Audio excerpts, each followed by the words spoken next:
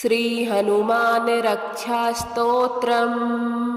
वामे करे वैरिभिदं वहन्तं शैलं परे शृङ्खलहारिटङ्कं ददानमच्छाच्च सुवर्णवर्णं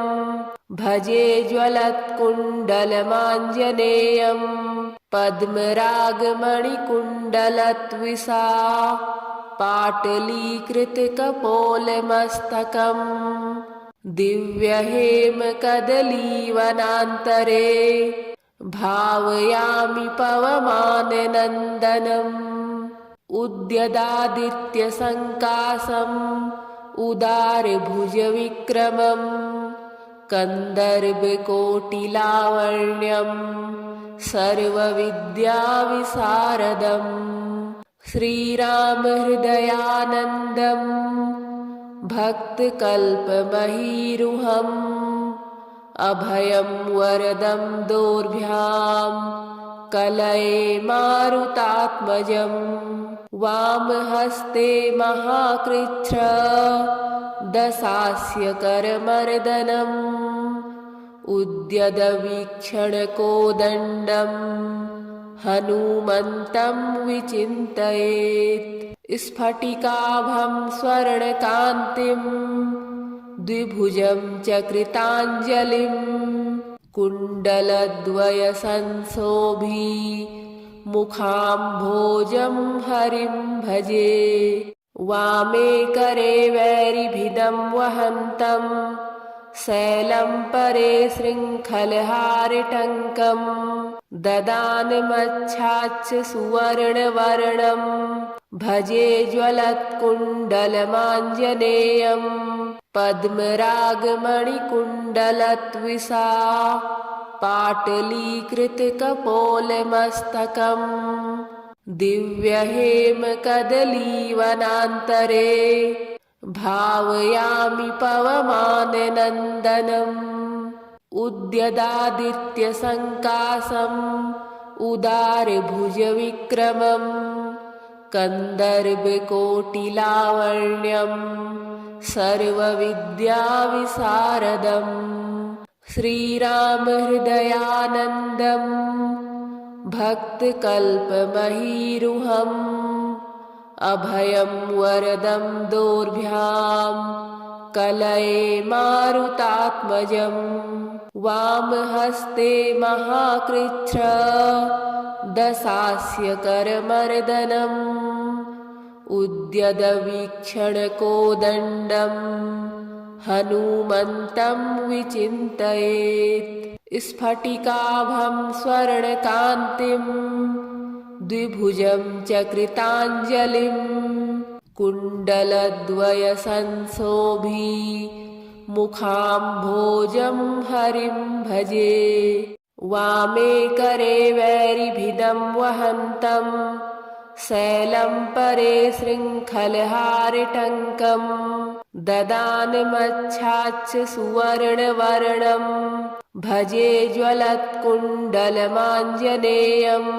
पद्मरागमणिकुण्डलत्विषा पाटलीकृतकपोलमस्तकम् दिव्यहेमकदलीवनान्तरे भावयामि पवमाननन्दनम् उद्यदादित्यसङ्कासम् उदारभुजविक्रमम् कन्दर्पकोटिलावण्यम् सर्वविद्याविशारदम् श्रीरामहृदयानन्दम् भक्तकल्पमहीरुहम् अभयं वरदं दोर्भ्यां कलये मारुतात्मजम् वामहस्ते महाकृच्छ्र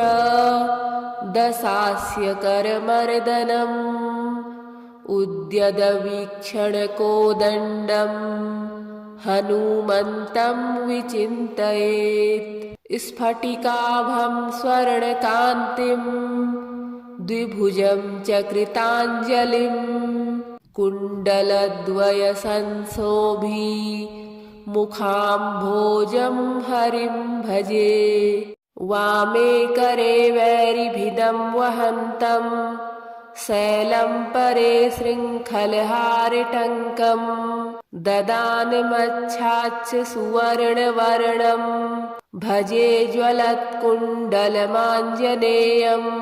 पद्मरागमणिकुण्डलत्विषा पाटलीकृतकपोलमस्तकम् दिव्यहेमकदलीवनान्तरे भावयामि पवमाननन्दनम् उद्यदादित्यसङ्कासम् उदारभुजविक्रमम् कन्दर्पकोटिलावण्यम् सर्वविद्याविशारदम् श्रीरामहृदयानन्दम् भक्तकल्पमहीरुहम् अभयं वरदं दोर्भ्यां कलये मारुतात्मजं वामहस्ते महाकृच्छ दशास्यकरमर्दनम् उद्यदवीक्षणकोदण्डं हनुमन्तं विचिन्तयेत् स्फटिकाभं स्वर्णकान्तिं द्विभुजं च कृताञ्जलिं कुण्डलद्वयसंशोभी मुखाम्भोजं हरिं भजे वामे करे वैरिभिदं वहन्तं शैलं परे शृङ्खलहारटङ्कं ददानमच्छाच्च सुवर्णवर्णं भजे ज्वलत्कुण्डलमाञ्जनेयं पद्मरागमणिकुण्डलत्विषा पाटलीकृतकपोलमस्तकम् दिव्यहेमकदलीवनान्तरे भावयामि पवमाननन्दनम् उद्यदादित्यसङ्कासम् उदारभुजविक्रमम् कन्दर्पकोटिलावण्यम् सर्वविद्याविशारदम् श्रीरामहृदयानन्दम् भक्तकल्पमहीरुहम् अभयं वरदं दोर्भ्यां कलये मारुतात्मजं वामहस्ते महाकृच्छ दशास्यकरमर्दनम् उद्यदवीक्षणकोदण्डं हनुमन्तं विचिन्तयेत् स्फटिकाभं स्वर्णकान्तिं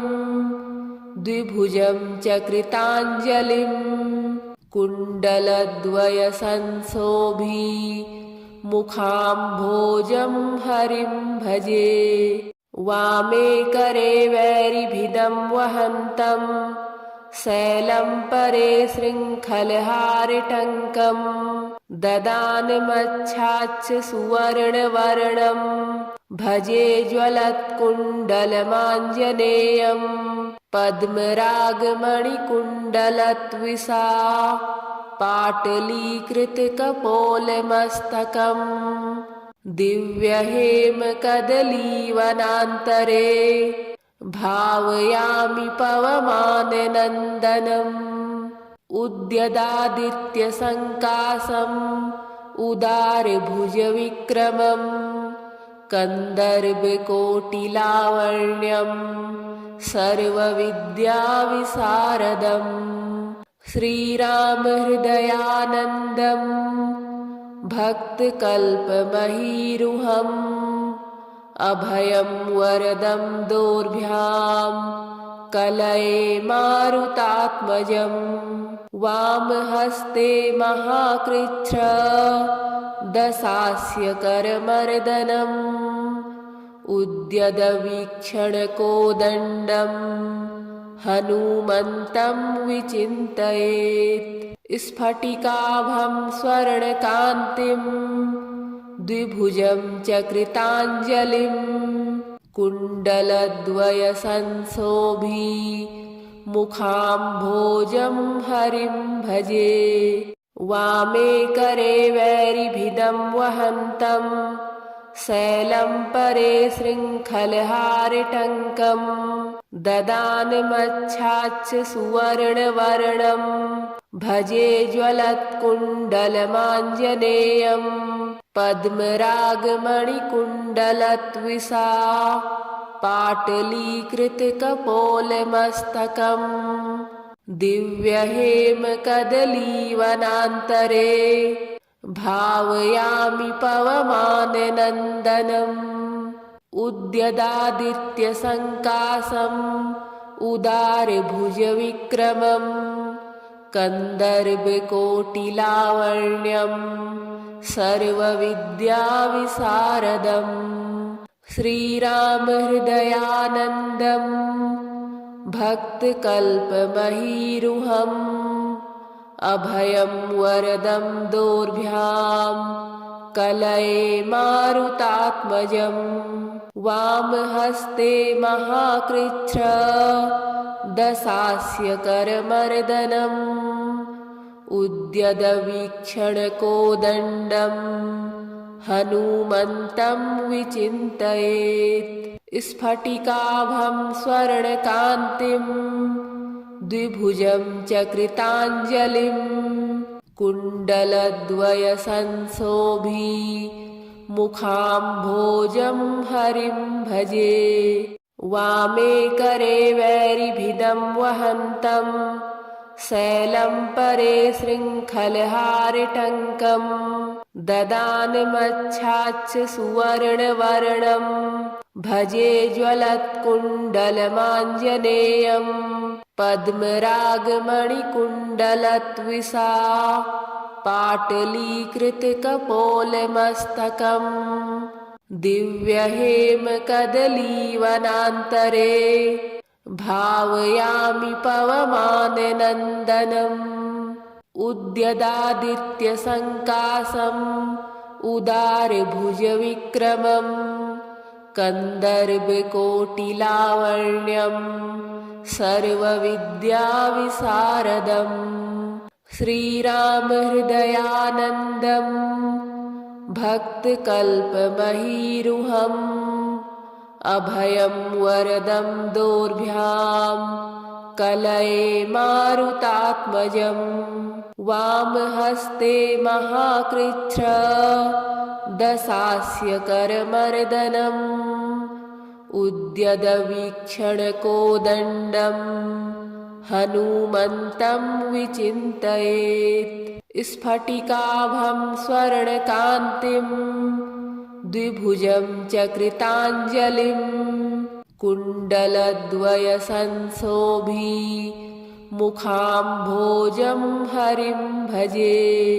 वामे करे वैरिभिदं वहन्तं शैलं परे शृङ्खलहारिटङ्कं ददानमच्छाच्च सुवर्णवर्णं भजे ज्वलत्कुण्डलमाञ्जनेयं पद्मरागमणिकुण्डलत्विषा पाटलीकृतकपोलमस्तकम् दिव्यहेमकदलीवनान्तरे भावयामि पवमाननन्दनम् उद्यदादित्यसङ्कासम् उदारभुजविक्रमम् कन्दर्पकोटिलावण्यम् सर्वविद्याविशारदम् श्रीरामहृदयानन्दम् भक्तकल्पमहीरुहम् अभयं वरदं दोर्भ्यां कलये मारुतात्मजं वामहस्ते महाकृच्छ दशास्यकरमर्दनम् उद्यदवीक्षणकोदण्डं हनुमन्तं विचिन्तयेत् स्फटिकाभं स्वर्णकान्तिं द्विभुजं च कृताञ्जलिं कुण्डलद्वयसंशोभी मुखाम्भोजं हरिं भजे वामे करे वैरिभिदं वहन्तं शैलं परे शृङ्खलहारिटङ्कं ददानमच्छाच्च सुवर्णवर्णं भजे ज्वलत्कुण्डलमाञ्जनेयं पद्मरागमणिकुण्डलत्विषा पाटलीकृतकपोलमस्तकम् दिव्यहेमकदलीवनान्तरे भावयामि पवमाननन्दनम् उद्यदादित्यसङ्कासम् उदारभुजविक्रमम् कन्दर्पकोटिलावण्यम् सर्वविद्याविशारदम् श्रीरामहृदयानन्दम् भक्तकल्पमहीरुहम् अभयं वरदं दोर्भ्यां कलये मारुतात्मजम् वामहस्ते महाकृच्छ्र दशास्य करमर्दनम् उद्यदवीक्षणकोदण्डम् हनुमन्तं विचिन्तयेत् स्फटिकाभं स्वर्णकान्तिं द्विभुजं च कृताञ्जलिं कुण्डलद्वयसंशोभी मुखाम्भोजं हरिं भजे वामे करे वैरिभिदं वहन्तं शैलं परे शृङ्खलहारिटङ्कं ददानमच्छाच्च सुवर्णवर्णं भजे ज्वलत्कुण्डलमाञ्जनेयं पद्मरागमणिकुण्डलत्विषा पाटलीकृतकपोलमस्तकम् दिव्यहेमकदलीवनान्तरे भावयामि पवमाननन्दनम् उद्यदादित्यसङ्कासम् उदारभुजविक्रमम् कन्दर्पकोटिलावण्यम् सर्वविद्याविशारदम् श्रीरामहृदयानन्दम् भक्तकल्पमहीरुहम् अभयं वरदं दोर्भ्यां कलये मारुतात्मजम् वामहस्ते महाकृच्छ्र दशास्य करमर्दनम् उद्यदवीक्षणकोदण्डम् हनुमन्तं विचिन्तयेत् स्फटिकाभं स्वर्णकान्तिं द्विभुजं च कृताञ्जलिं कुण्डलद्वयसंशोभी